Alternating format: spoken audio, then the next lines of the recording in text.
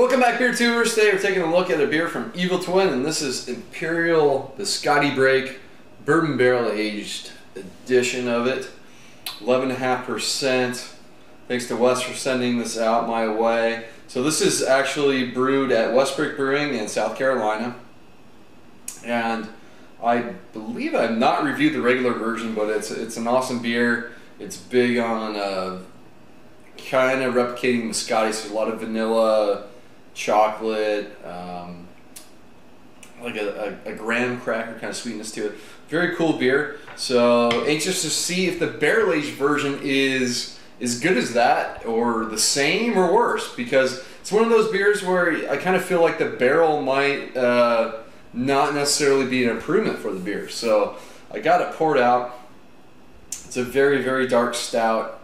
What little head is on there is it's a pretty solid brown color. It fizzes away, leaves a lot of alcohol legs on the glass. Let's get the aroma.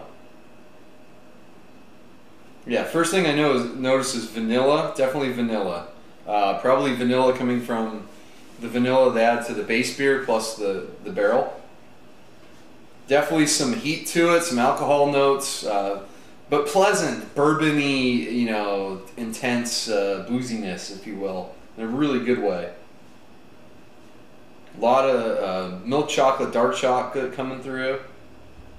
A little bit of that espresso coffee character as well. Then big caramel notes as well, and some breadiness. So it does smell good. Maybe it's definitely different. In some respects, it's more mild compared to the regular version, but then you are picking up all the bourbon character. So let's dig in. Cheers.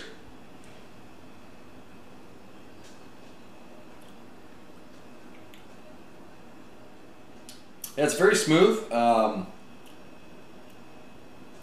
Yeah, it's not as intense as I thought it was going to be. The flavors that I got on the nose, they're all there. Has big sweetness to it. Not overly sweet beer, enough dryness on the finish where that oak tannin kind of pops up.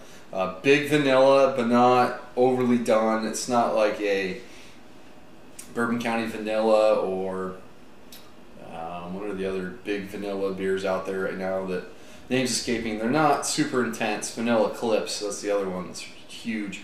But a good amount of vanilla's in there. Getting the sweeter caramel toffee notes, the breadiness, the milk chocolate. The coffee's in there, but it's a little more berried than I would say in the aroma.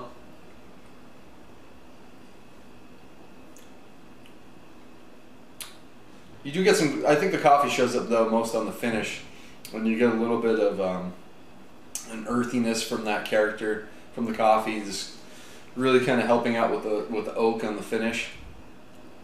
I would say they're not barrel aging this a ton of time, but they're using nice wet barrels, because you are picking up the caramel bourbon character along with the caramel malt characteristics, a good amount of that. But I think most of the vanilla is likely coming from the base beer. There's a little bit of that kind of cherry sherry character in there, and a hint of just like a generic dark fruit character as well.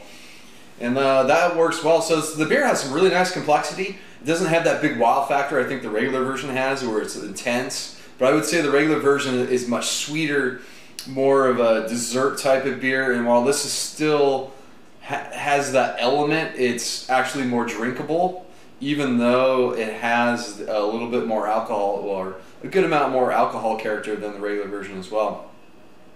But it's still very drinkable, and it's very rounded, and so I don't know, this could be a case where I think both versions are about even. They're kind of on par.